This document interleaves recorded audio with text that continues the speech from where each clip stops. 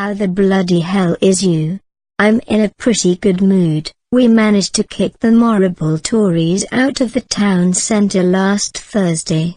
About figging time too. Mind you, half the buggers are still at the town hall.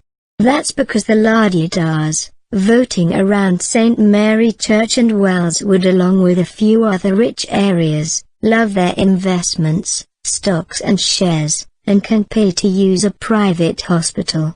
In their book, we are just underserving poor, that they read about in their Victorian melodramas. They sit with their book in a gold velvet back wing armchair, positioned in a south-facing drawing room that overlooks a garden with a finely manicured laurel bush, and a big flagpole coming out from the middle of it. Humanity is just cheap to them.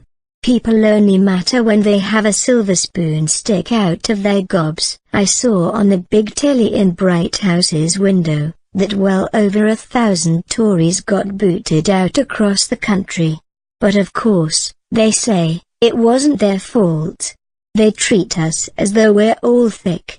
They say it happened just because of Brexit, and that they are all honourable, hard-working councillors, who didn't deserve to lose their jobs. Figging bullshit and crap. Brexit played a small part, I won't deny it. Labour was hit too. But they were getting a kicking for all the other stuff, like presiding over universal credits, homelessness, child poverty, schools with no money, nurses having to use food banks, and a growing concern. Tories are plotting to flog off our NHS to American corporates when Donald Trump's it over here, very soon. I wonder if the la-di-das ever think about Torquay kids who go hungry. If they did, they would say that the children go hungry because their parents waste food money on Sky television services. What figging planet are those gits on? The planet called Selfish Bastard, I reckon. The local Tories that lost will be spewing up their excuses right now. Can you hear the dandy goth saying, I didn't win, because my neighbors are common, horrible socialists, they wanted to stop me from being a wonderful politician, boo-hoo, boo-hoo. He won't mention how he is reported to have been one antisocial nightmare, behaving like a thug, and causing trouble to his neighbors in the middle of the night, by banging on their doors, after having had a Hooray Henry Tory housewarming bash up in St. Luke's. He then turned the thing around to play the victim card in a story covered by the Daily Fail newspaper. No doubt someone had tipped the paper off, and I bet that person was either him or some other Tory that also can't live without bathing in the limelight over good or bad.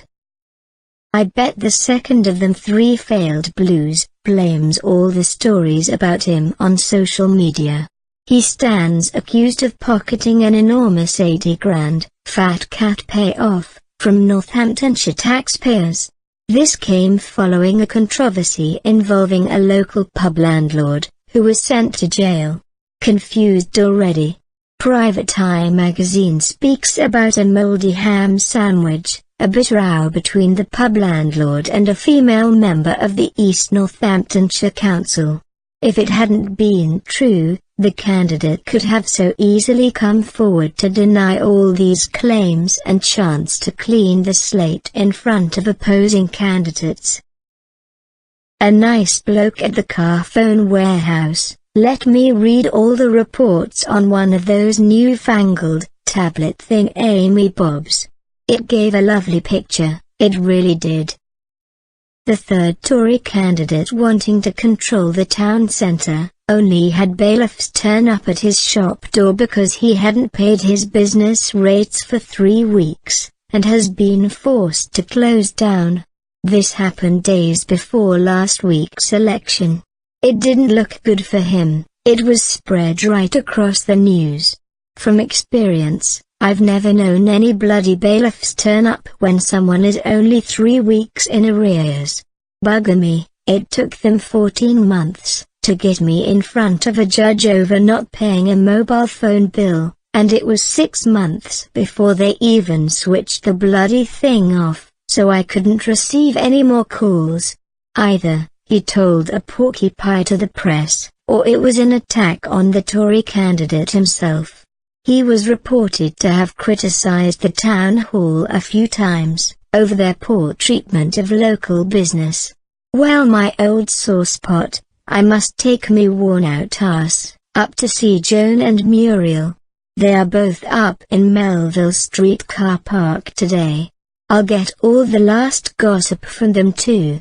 Bugger it, Muriel and me, we will crack open a few bottles of Polish beer. I'll pick up a few cans from Carter's on me way.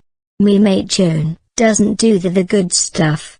She will be outside enjoying the sun, polishing her older door knocker. I'm sure she sniffs the brasso. Chin chin.